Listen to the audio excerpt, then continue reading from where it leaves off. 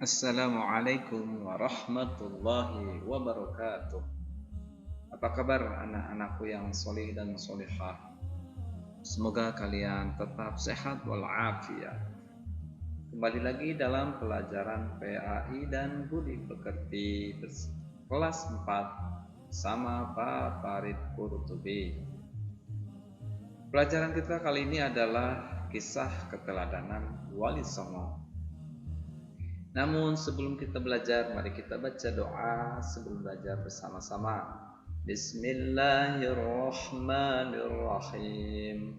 Rabbi zidni ilma warzuqni fahma. Ya Allah, tambahkanlah ilmuku dan pertinggikanlah kecerdasanku. Amin. Baik anak-anakku yang soleh dan solehah, kisah keteladanan Wali Songo. Ini ada gambar 9 Wali Songo yang ada di Indonesia.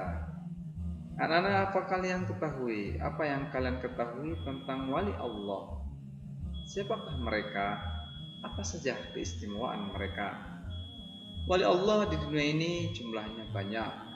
Tetapi dalam pelajaran ini yang akan kita pelajari hanyalah Wali Songo.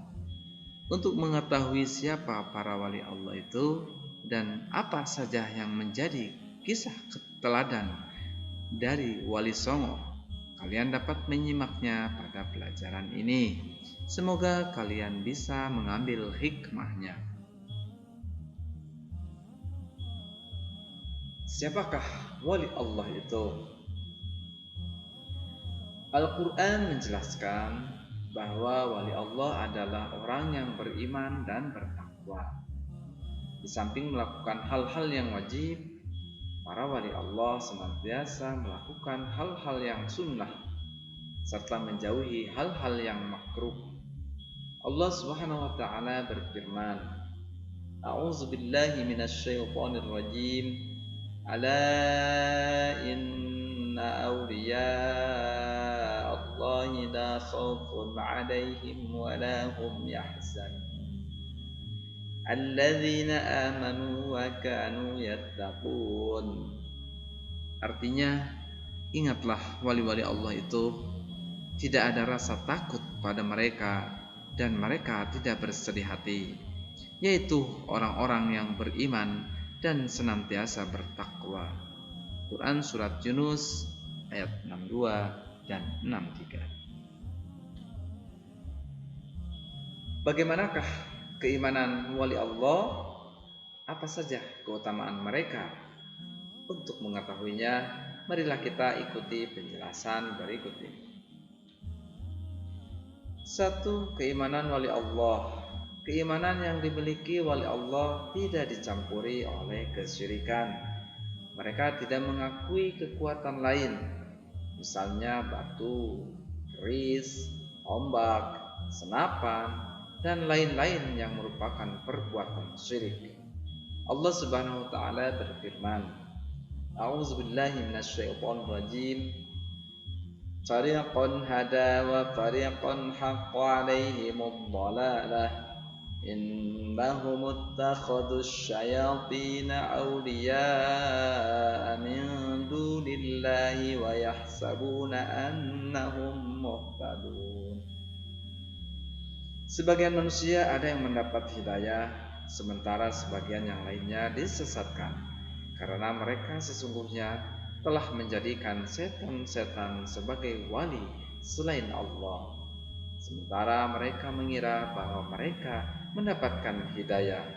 Al-Quran Surat Al-A'raf ayat 30. Yang kedua, ketakwaan wali Allah. Keimanan para wali Allah tidak sekadar pengakuan, tetapi keimanan mereka menghasilkan ketakwaan. Mereka melakukan apa yang diperintah oleh Allah dan menjauhi apa yang dilarangnya.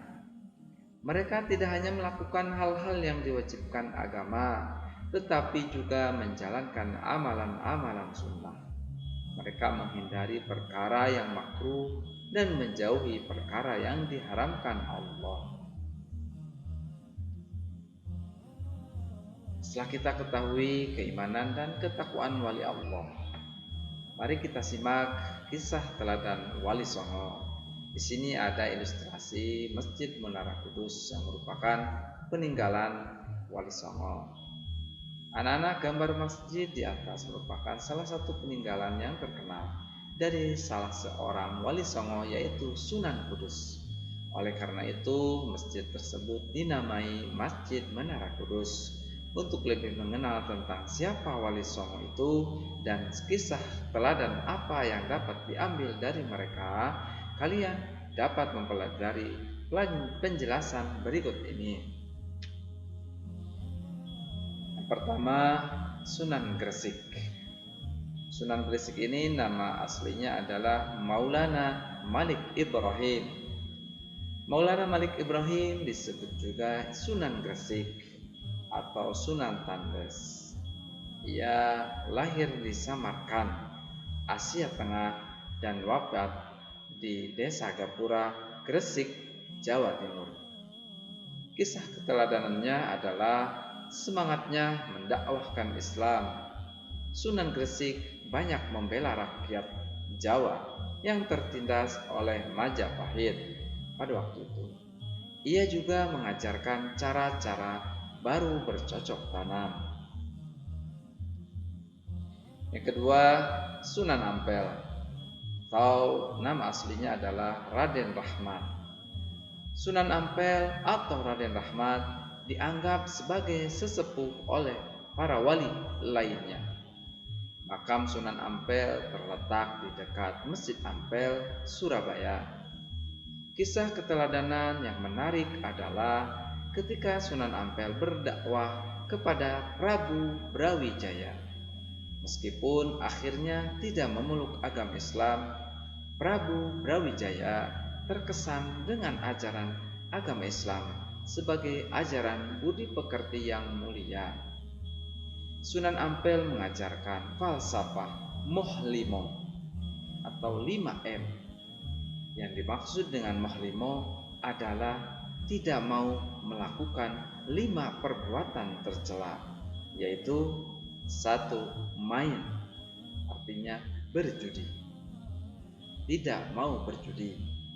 Yang kedua, ngombe, artinya mabuk-mabukan, artinya tidak mau mabuk-mabukan.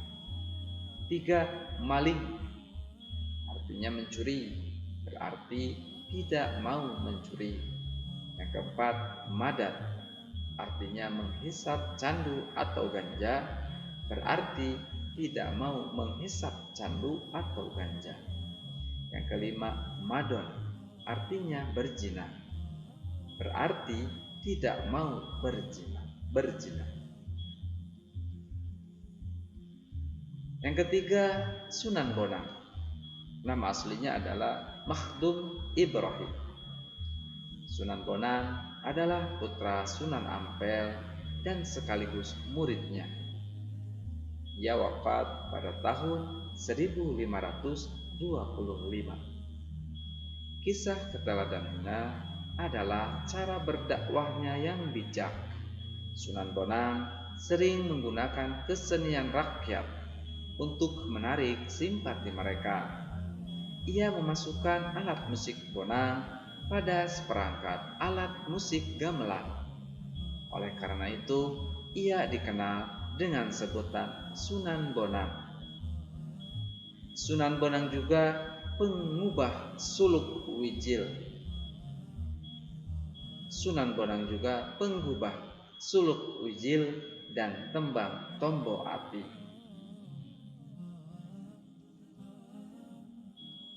4. Sunan Derajat. Sunan Derajat juga putra Sunan Ampel. Ia diperkirakan wafat pada 1522.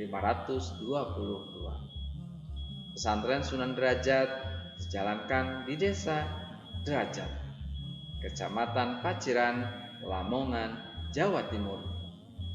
Kisah keteladanannya adalah cara dakwahnya yang menekankan keteladanan dalam hal perilaku yang terpuji, kedermawanan, kerja keras, dan peningkatan kemakmuran masyarakat sebagai pengamalan agama Islam. Sunan Derajat juga berdakwah melalui kesenian. Tembang Macapat Pangkur disebut sebagai ciptaannya. 5. Sunan Kudus. Sunan Kudus adalah putra Sunan Ngudung atau Raden Usman Haji. Ia memiliki peran yang besar dalam pemerintahan Kesultanan Demak. Ia menduduki posisi sebagai panglima perang, penasihat Sultan Demak, dan hakim peradilan negara. Sunan Kudus banyak berdakwah di kalangan kaum penguasa dan priai Jawa. Di antara yang pernah menjadi muridnya adalah Sunan Prawata, penguasa Demak, dan Arya Penangsang,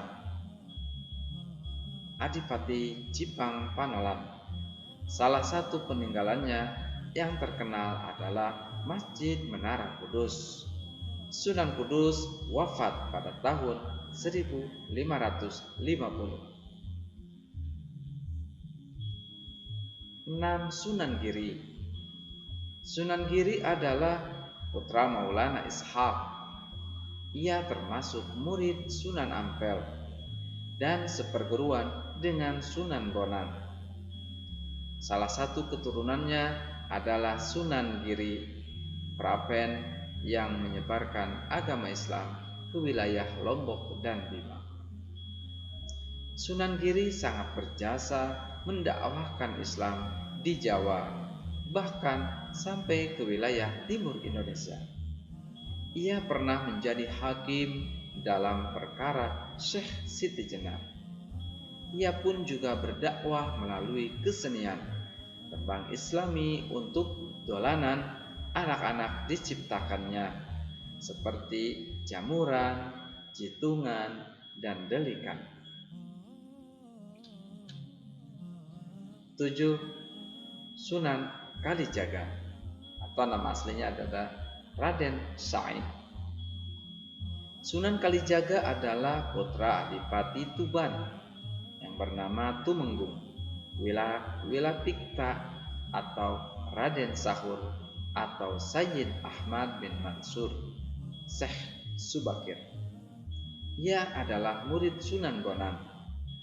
Sunan Kalijaga juga menggunakan kesenian dan kebudayaan sebagai sarana untuk berdakwah, seperti wayang kulit dan tembang suluk ilir-ilir, dan gundul-gundul pacul juga dianggap sebagai hasil karyanya. 8. Sunan Muria atau nama aslinya Raden Umar Said.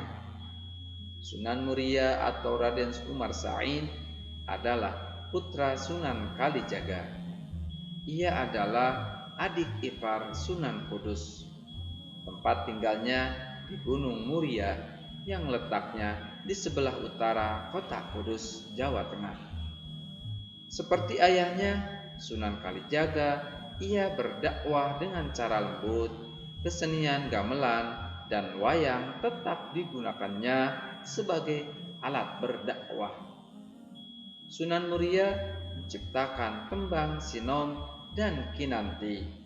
Sasaran dakwahnya para pedagang, nelayan, pelaut, dan rakyat jelata. 9. Sunan Gunung Jati atau nama aslinya Syarif Hidayatullah. Sunan Gunung Jati atau Syarif Hidayatullah adalah putra Syarif Abdullah Umdatuddin. Ia berjasa mengembangkan Cirebon sebagai pusat dakwah dan pemerintahannya yang kemudian menjadi Kesultanan Cirebon. Anaknya yang bernama Maulana Hasanuddin juga berhasil mengembangkan kekuasaan dan menyebarkan agama Islam di Banten. sehingga kemudian menjadi Kesultanan Banten. Sunan Gunung Jati memberikan keteladanan yang baik dalam bekerja. Ia sering ikut bermusyawarah dengan para wali lainnya di Masjid Demak. Pada pembangunan Masjid Agung Sang Cipta Rasa 1480, Sunan Gunung Jati melibatkan banyak pihak, termasuk para wali lainnya dan sejumlah tenaga ahli yang dikirim oleh Raden Patah. Kesimpulannya, yang pertama, wali Allah adalah orang yang beriman dan bertakwa kepada Allah Subhanahu wa taala. Dua, kisah keteladanan Wali Songo. Sunan Gresik atau nama aslinya Maulana Malik Ibrahim mengajarkan semangat berdakwah kepada rakyat jelata dan mengajarkan keterampilan hidup bercocok tanam. Sunan Ampel Raden Rahmat mengajarkan Islam sebagai ajaran budi pekerti yang mulia dan falsafah muhlimo. Sunan Bonang Makhdum Ibrahim mengajarkan sikap bijak dalam berdakwah dengan ikut berkesenian bersama rakyat. Sunan Derajat memberikan keteladanan sikap-sikap terpuji dalam berdakwah. Selain itu, beliau juga ikut berkesenian bersama rakyat.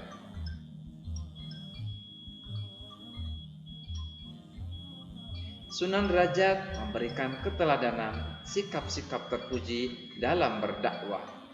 Selain itu, beliau juga ikut berkesenian bersama rakyat. Sunan Kudus selain berdakwah juga memperhatikan penggunaan teknologi atau arsitektur yang ada, termasuk membangun Masjid Menara Kudus. Sunan Giri mengajarkan semangat dakwahnya yang tinggi. Selain itu, beliau juga menciptakan tembang Islami untuk dolanan anak-anak. Sunan Kalijaga berdakwah menggunakan kesenian dan kebudayaan rakyat setempat, yaitu melalui wayang kulit dan tembang suluk. Sunan Muria Raden Umar Said juga menggunakan kesenian gamelan dan wayang sebagai sarana dakwah. Sunan Gunung Jati Syarif Hidayatullah memberikan keteladanan yang baik dalam bekerja. Ia juga sering bermusyawarah dengan orang lain. Anak-anakku yang solih dan solihah, itulah sejarah singkat tentang keteladanan Wali Songo yang ada di Indonesia. Mudah-mudahan kita bisa meneladani akhlak yang baik daripada Wali Songo yang 9. Terima kasih anak-anakku yang solih dan solihah. Insya Allah kita akan kembali lagi. Akhirul kalam, wassalamualaikum warahmatullahi wabarakatuh.